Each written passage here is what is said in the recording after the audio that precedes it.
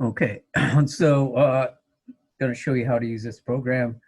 Up here, you can see that the link, edisonscullychemistry.eolasite.com.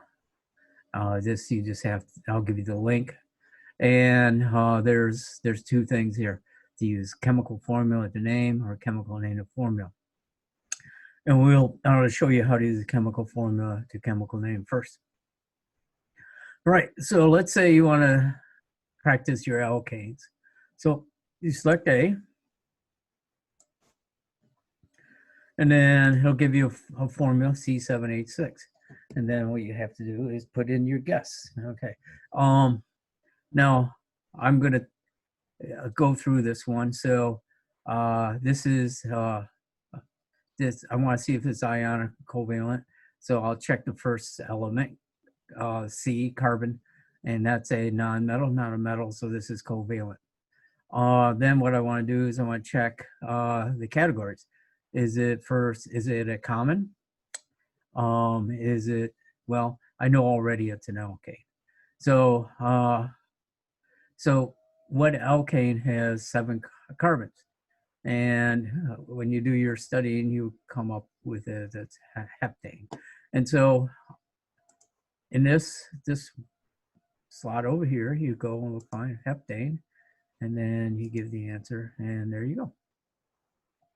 Okay, so let's try another one. And so for alkanes, commons, acids, and polyatomic ions, you will be using, you'll just be using this slot right here. Okay, so if for binary covalent,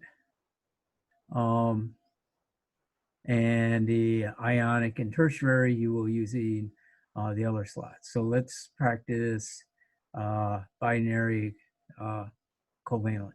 So I'm going to put in E here. Okay, and give me a formula. This is Cl2S5. I know it's binary, so I can use prefixes to name this. So this is going to be di, so this is where you use the prefix.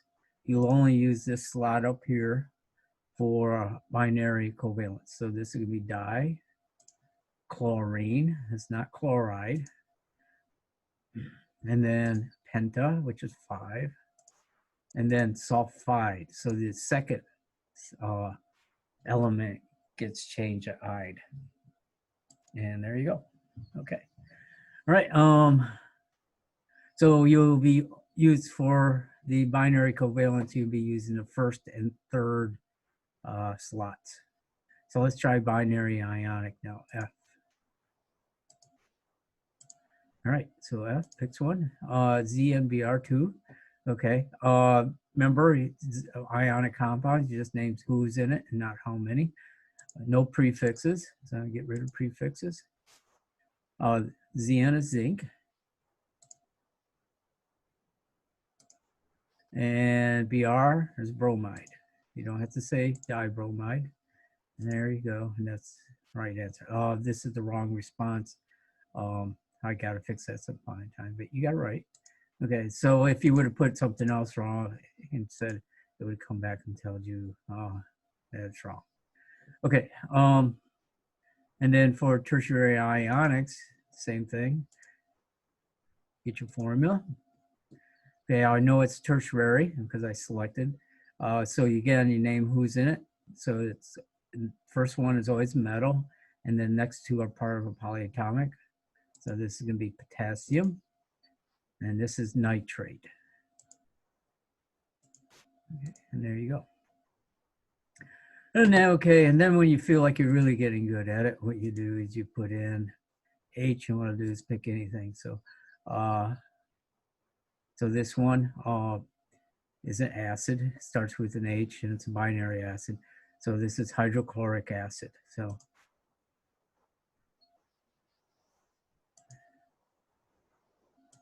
oh, got it wrong. The reason why I got it wrong is I left something in there. Take it out and got it right.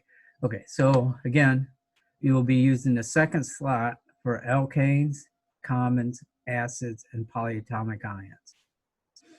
For binary covalence, you'll be using all 4 slots. That's binary covalence. And for the ionics, you'll be using the 2nd and 4th slots. Okay, so this is good practice for this. So now let's do names of formulas. All right, so let's say I want to work with alkanes. So I want to do A. So I pick A, and it comes with heptane. All right, so I know that from my studying that heptane is C7H16. Okay, the number of hydrogens is going to be twice the number of carbons plus 2. And there you go. Right, let's do comments. Hydrogen peroxide. I know from my studying it's going to be H2O2.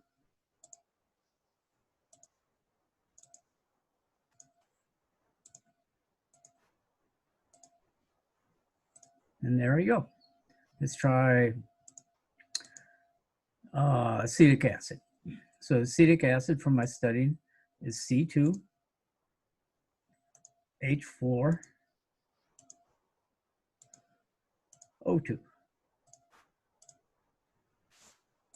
And there you go. You got it right. So just if I would put this in, it would tell me I'm wrong. Okay. So there you go. Okay. Now acids. So I'm going to try C, acids. Hydrochloric acid. So I'm going to be HCl. Clear all the other slots out.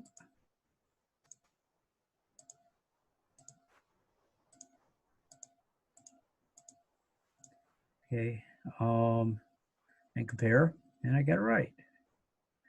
Try another one. Okay, so let's try sulfuric acid. Okay, sulfuric acid is H2SO4.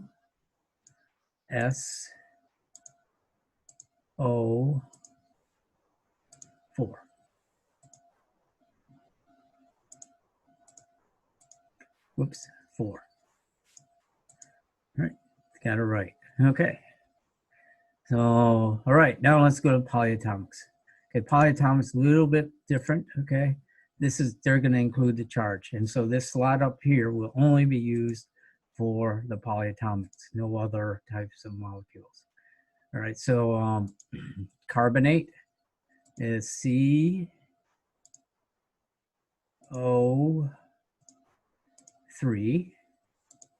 Get rid of this and this and this. And carbonate has a 2- charge, so we'll put that. And it told me I got it right. Okay. So polyatomics are the only place we use this top slot. All right, binary covalent, E. Say penta, hydrogen, penta, oxide. So there's 5 hydrogens, H5, O5. Make sure to take that out, and there, and I got it right. Okay. Binary ionic, F. This one you have to work a little bit. So sometimes it says undefined, skip that. So let's do silver carbide. Okay, so you're gonna have to figure this out before you do it. So carbide has a 4- charge and silver has a plus charge. So it's gonna be Ag4C. So Ag, okay, so you don't put the charges in for this program here, but Ag would have a plus charge, C would have a 4. So crisscross, it's a 4 here and a 1 here, and you're done. Okay. Do another one. Lead phosphide. Okay, less phosphide, lead. So lead is Pb. Phosphide is P. Ides are always just a single element except for a hydroxide. Lead has a 2+ charge, so that's going to come over here, put a 2 over here, and phosphorus has a 3- charge. Okay, and you can look at the periodic table and figure that out. Figure that out from your notes. And forgot to see if it's okay, but it was right. Let's try another one. Aluminum carbide. So aluminum has a 3 charge, so I'll put 3 over here. And the carbide has 4, so I put that here, crisscross, and there, and you're done. Okay, and G, rubidium, well, it's sodium carbonate. Okay, so Na, okay, and carbonate. Carbonate is CO3.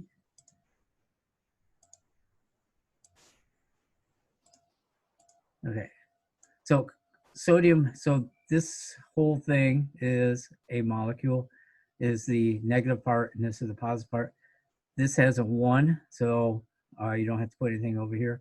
But this has a 2 negative charge, so you need to put a 2 here. And I got it right.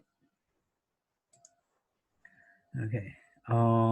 Okay, let's try this. Aluminum carbonate. So aluminum, again, okay, has a 3 plus charge. Okay, so aluminum has 3 plus charge. So this whole thing over here is going to have 3. You can bring the crisscross over here. This has a 2, so you're going to put O2. So this is Al2, CO3, and 3 of them. And you get it right. Okay, so do one more of those. So this is calcium phosphate. So calcium is Ca, phosphate is PO4. Let's take off the subscripts now. Okay, calcium has a 2, so bring that over here. And phosphate has a 3 over here. So the formula is Ca3PO4 2. There, and you got it right. And again, if you start to feel confident, put in H and randomize it, and I'll select the particular one, like phosphoric acid, which is H3PO4, and that's it. Okay, so that's how you run this program. It's real helpful, especially for the ionic compounds and the binaries.